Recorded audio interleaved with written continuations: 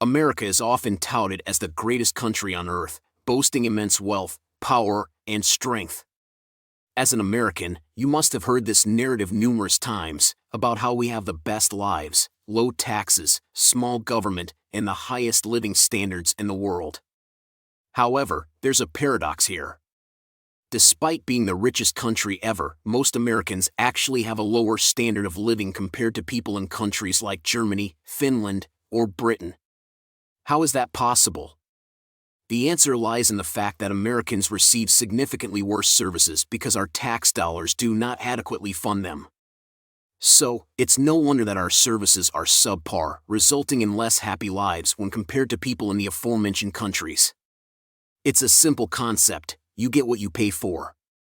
You might assume that the reason our tax dollars don't cover as many services is because we pay lower taxes than other countries. But that's not entirely true.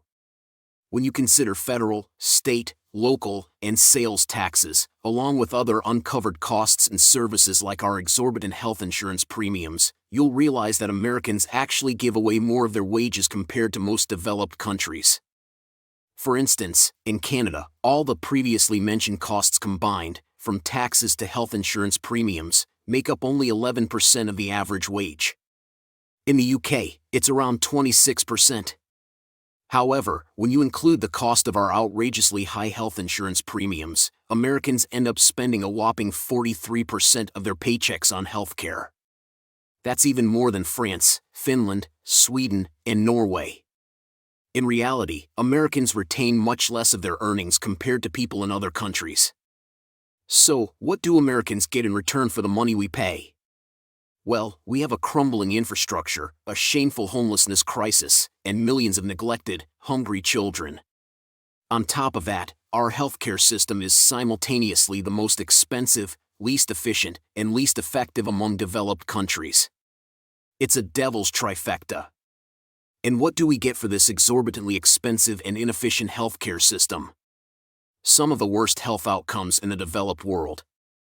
We have fewer hospital beds per capita than countries like Turkey or Brunei. Americans have lower life expectancies than people in Lebanon or Cuba, and certain regions in the United States, such as the Mississippi Delta and parts of Appalachia, have life expectancies lower than in Bangladesh.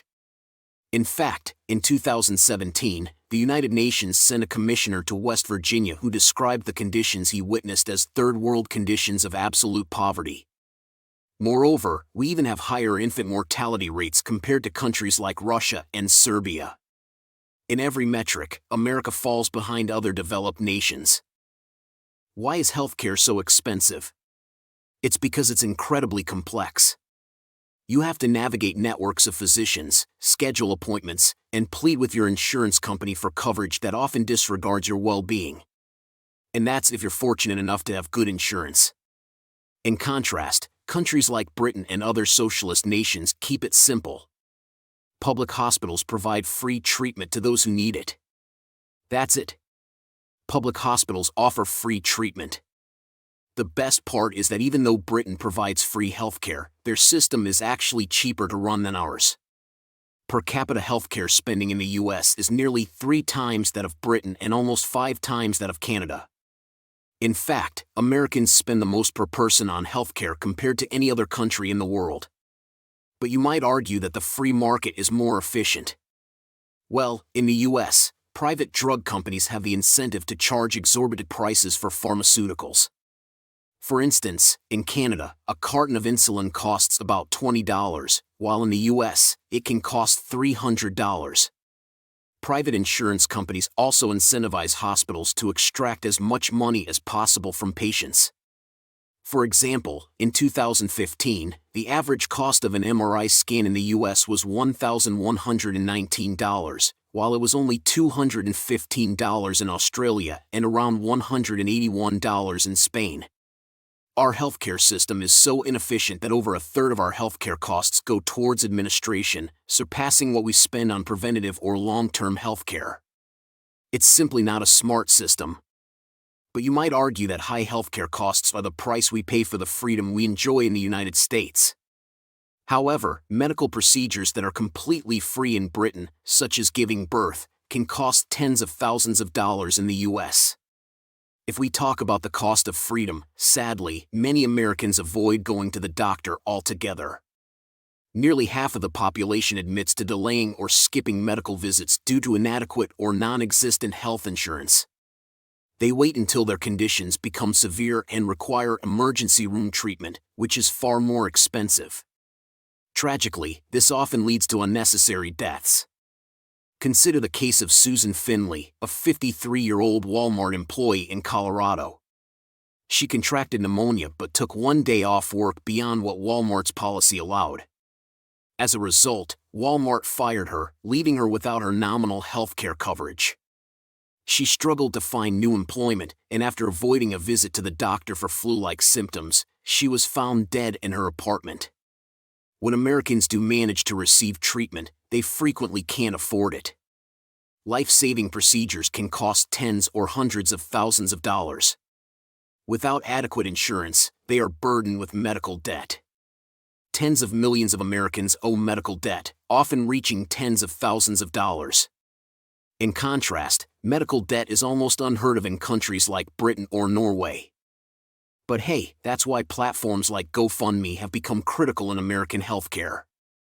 1 in 3 GoFundMe campaigns is now created to cover medical bills. Yes, you heard that right. 1 in 3 campaigns on GoFundMe is dedicated to medical expenses.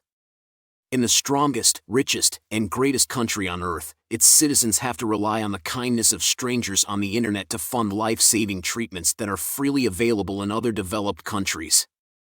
Unfortunately, these issues extend beyond healthcare. Let's talk about work.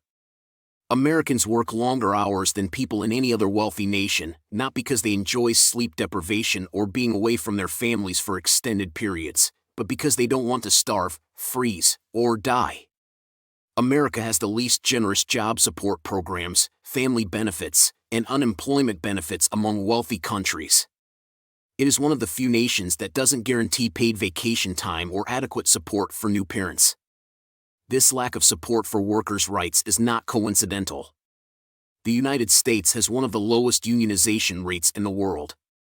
Perhaps this deprivation, this refusal to provide people with the means to live a good, dignified life commensurate with our country's wealth, can partially explain the rise in depression, suicide rates, and deaths from drug overdoses that we have witnessed in the United States over the past few decades. These so-called deaths of despair, suicides, drug overdoses, alcoholic liver disease, are one of the main reasons why American life expectancy has actually started to decline in recent years. With such poor conditions, it's no wonder that poverty is rampant in the United States. The U.S. allocates a smaller percentage of its spending to social welfare compared to any other industrialized economy. All this, because socialism is considered evil. Just try telling that to the happy, healthy families enjoying their paid vacations in countries like Denmark. I guarantee they will immediately recognize you as an American. But let's get back to America. It has the highest rate of child poverty among developed countries and the highest percentage of workers earning significantly less than the national median income. Doesn't that seem pretty evil, especially when a small fraction of the population hoards as much wealth as they can for themselves and their families? Across every metric, Americans are getting a raw deal. We pay high taxes and face a high cost of living, yet receive next to nothing in return from the government. Our healthcare system is the most expensive in the world, yet we have some of the worst health outcomes among developed nations. We have fewer miles of high-speed rail than countries like Uzbekistan. We claim to be the greatest country, yet we have the highest incarceration rate and a higher rate of police killings than countries like Angola and Sudan. America is bad at everything because instead of prioritizing the well-being of its people through a public healthcare system, generous childcare policies, efficient public transportation, or programs that promote family time, our laws are designed to protect and enrich a class of parasitical middleman industries. For generations, our elected leaders have been engaged in a massive project of looting, channeling as much money as possible from working people into the pockets of the well-connected and ultra-rich. Take a moment to think about this as we anticipate the inevitable rise in homelessness, poverty, hunger, and sickness that will occur in the coming months and years in the greatest, strongest, richest, and most powerful country on earth.